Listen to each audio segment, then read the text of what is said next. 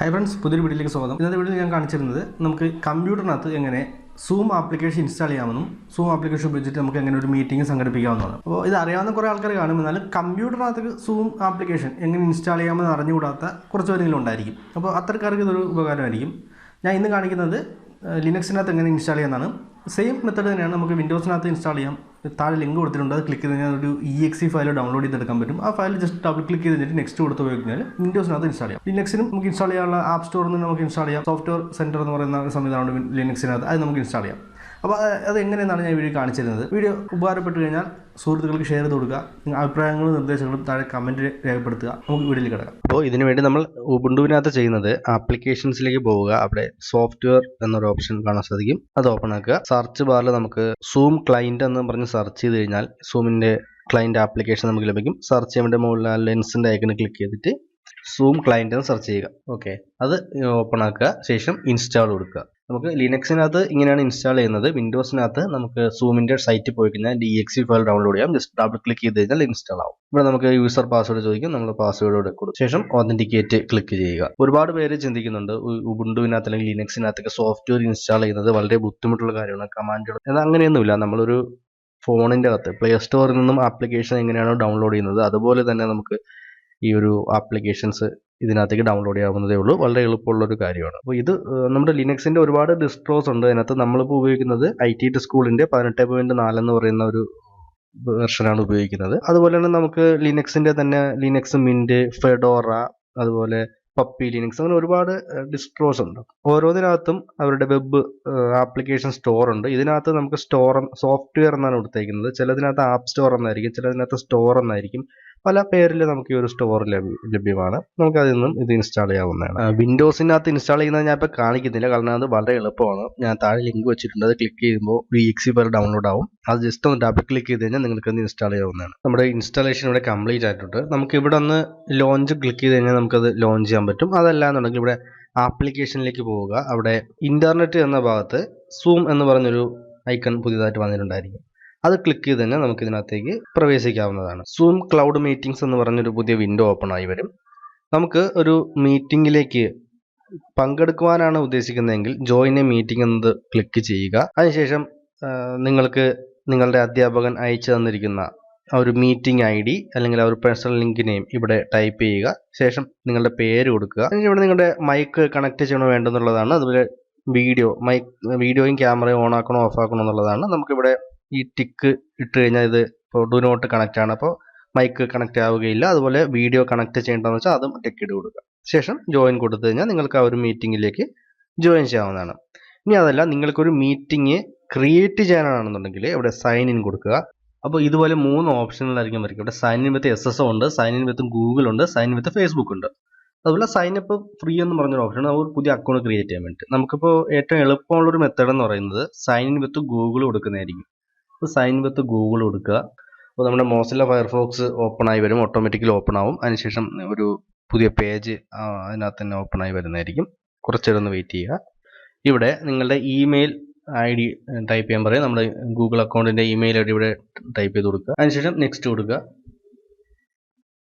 ഇവിടെ നമ്മുടെ email IDയുടെ password ചോദിക്കും, പാസ്വേഡ് കൊടുക്കുക. പാസ്വേഡ് സേവ് ചെയ്യണമെന്ന് വേണ്ടി ചോദിക്കും, ഡോണ്ട് സേവ് കൊടുക്കുക. ഇവിടെ ഇതുപോലൊരു സ്ക്രീൻ വരും. ലോഞ്ച് ആപ്ലിക്കേഷൻ എന്ന് പറഞ്ഞ് കാണിക്കും. ഇവിടെ സൂം സെലക്ട് ചെയ്ത് കൊടുക്കുക. അതിനുശേഷം ഓപ്പൺ ലിങ്ക് കൊടുക്കുക. ഓക്കെ, നമ്മുടെ സൂം ആപ്ലിക്കേഷൻ നമുക്കൊരു അക്കൗണ്ട് ക്രിയേറ്റ് ആയിരിക്കുകയാണ്. ഇതാണ് സൂം ആപ്ലിക്കേഷൻ്റെ ഒരു മെയിൻ ഹോം സ്ക്രീൻ എന്ന് പറയുന്നത്. ഇവിടെ നമുക്ക് 4 ഓപ്ഷനുകൾ കാണാൻ പറ്റും. ഇവിടെ നമുക്ക് ന്യൂ മീറ്റിംഗ് എന്നുള്ളതിലേക്ക് ക്ലിക്ക് ചെയ്ത് കഴിഞ്ഞാൽ ഒരു പുതിയ മീറ്റിംഗ് സ്റ്റാർട്ട് ചെയ്യാം. ഇപ്പം നമുക്കിവിടെ ജോയിൻ വിത്ത് കമ്പ്യൂട്ടർ ഓഡിയോ തന്നെ കൊടുക്കാം. നമ്മുടെ സൂം മീറ്റിംഗ് ഇവിടെ സ്റ്റാർട്ട് ആയിട്ടുണ്ട്.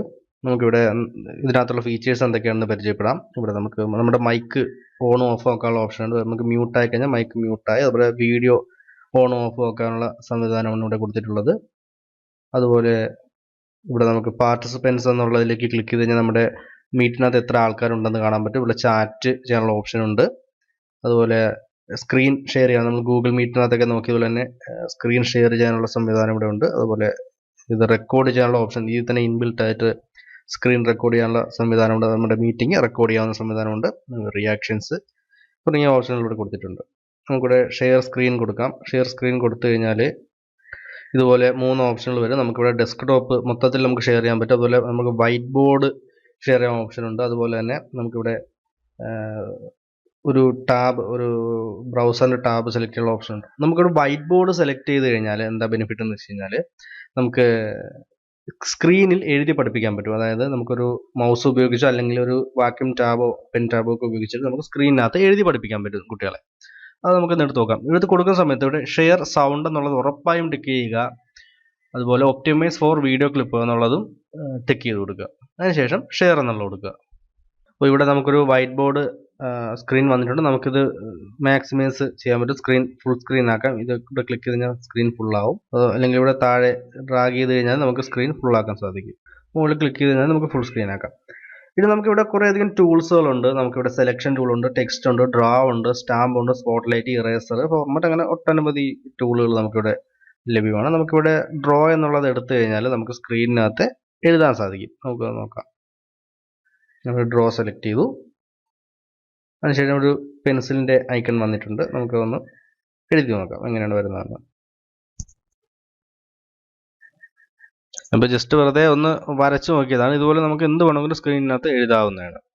ഓക്കെ, അതിനുശേഷം നമുക്ക് ഈ ഒരു ഷെയർ സ്റ്റോപ്പ് ചെയ്യാൻ വേണ്ടി സ്റ്റോപ്പ് ഷെയർ എന്നുള്ള ഒരു ഓപ്ഷൻ ക്ലിക്ക് ചെയ്ത് കഴിഞ്ഞാൽ നമുക്ക് ഈ ഒരു ഷെയറിങ് സ്റ്റോപ്പ് ചെയ്യാൻ പറ്റും. വേറൊരു കാര്യം പറയാൻ പറഞ്ഞത്, നമ്മുടെ ഈ ഒരു മീറ്റിങ്ങിൻ്റെ ലിങ്ക് നമുക്ക് എങ്ങനെ സ്റ്റുഡൻസിന് കൊടുക്കാമെന്നുള്ള കാര്യം പറയാൻ വിട്ടുപോയി. അത് എങ്ങനെയാണെന്ന് വെച്ച് കഴിഞ്ഞാൽ ഈ മുകളിൽ കാണുന്ന ഒരു ഐക്കണിൽ ക്ലിക്ക് ചെയ്യുക. അപ്പോൾ ഇവിടെ ഇൻവൈറ്റ് ലിങ്ക് എന്ന് കൊടുത്തിട്ടുണ്ടായിരിക്കും. ഈ ലിങ്ക് ഇവിടെ നിന്ന് കോപ്പി ചെയ്തിട്ട് സ്റ്റുഡൻസിന് അയച്ചു കൊടുക്കാം. അല്ലെങ്കിൽ ഇതാണ് മീറ്റിംഗ് ID എന്ന് പറഞ്ഞാൽ ഈ ഒരു ID സ്റ്റുഡൻസിന് അയച്ചു കൊടുത്തു കഴിഞ്ഞാലും അവർക്ക് ഈ ഒരു ഇതിനകത്തേക്ക് ജോയിൻ ചെയ്യാവുന്നതാണ്. അതുപോലെ തന്നെ പാസ്കോഡ് ഉണ്ട്. പാസ്കോഡ് നമുക്ക് സ്റ്റുഡൻസിന് അയച്ചു കൊടുക്കാവുന്നതാണ്. ഓക്കെ, അപ്പോൾ അങ്ങനെയാണ് നമ്മൾ മീറ്റിംഗ് സംഘടിപ്പിക്കുന്നത്. അതുപോലെ ഇവിടെ എൻഡ് കൊടുത്തു കഴിഞ്ഞാൽ ആ ഒരു മീറ്റിംഗ് എൻഡ് ആവും. ഇവിടെ എൻഡ് മീറ്റിംഗ് ഫോർ ആൾ തന്നെ കൊടുക്കുക, എങ്കിൽ മാത്രമേ മീറ്റിംഗ് പൂർണ്ണമായും സ്റ്റോപ്പ് ആവത്തുള്ളൂ. അതുപോലെ ഇതിനകത്തുള്ള ബാക്കി സംവിധാനങ്ങൾ എന്തൊക്കെയാണ് നമുക്കൊന്ന് പരിശോധിക്കാം. ഇവിടെ ജോയിൻ എന്നുണ്ട്. ജോയിൻ കൊടുത്തു കഴിഞ്ഞാൽ നമുക്കൊരു മീറ്റിംഗിലേക്ക് ജോയിൻ ചെയ്യാൻ വേണ്ടി അത് നമുക്ക് ഉപയോഗിക്കാം. ഒരാൾ നമുക്കൊരു മീറ്റിംഗ് ലിങ്കോ അല്ലെങ്കിൽ കോഡോ അയച്ചെന്ന് അതിനകത്തേക്ക് ജോയിൻ ചെയ്ത് ഉപയോഗിക്കാം. അതുപോലെ മീറ്റിംഗ് ഷെഡ്യൂൾ ചെയ്യാനായിട്ട് വരും ദിവസങ്ങളിലേക്ക് നമുക്ക് മീറ്റിംഗ് ഷെഡ്യൂൾ ചെയ്യാൻ അത് ഉപയോഗിക്കാം. ഷെയർ സ്ക്രീൻ എന്നുണ്ട്, അത് നമുക്ക് സ്ക്രീൻ ഷെയർ ചെയ്യാണ്ട് ഉപയോഗിക്കാം. അതുപോലെ നമ്മൾ ഷെഡ്യൂൾ ചെയ്ത മീറ്റിങ്ങുകളൊക്കെ ഈ ഒരു ഭാഗത്ത് കാണാൻ പറ്റും. അതുപോലെ നമ്മുടെ ചാറ്റ് എന്നുള്ള ഭാഗത്ത് നമുക്ക് ലഭിക്കുന്ന മെസ്സേജുകളെല്ലാം അവിടെ വരാം. അതുപോലെ കോൺടാക്ട് എന്ന ഭാഗത്ത് ക്ലിക്ക് ചെയ്ത് കഴിഞ്ഞാൽ നമുക്ക് ഇതിനകത്തെ കോൺടാക്റ്റുകൾ ഇവിടെ നിന്ന് ഇമ്പോർട്ട് ചെയ്ത് കൊടുക്കാൻ പറ്റും. അതുവഴി നമുക്ക് ലിങ്ക് ഷെയർ ചെയ്യാനും മറ്റൊക്കെ ഉപയോഗിക്കാവുന്നതാണ്. അപ്പോൾ സൂം ഇത്രയേ ഉള്ളൂ ഇതിനെക്കുറിച്ച് പറയാനായിട്ട്. നമ്മൾ ഗൂഗിൾ മീറ്റ് ഒക്കെ ഉപയോഗിക്കുന്ന അതേ മെത്തേഡ് തന്നെയാണ്.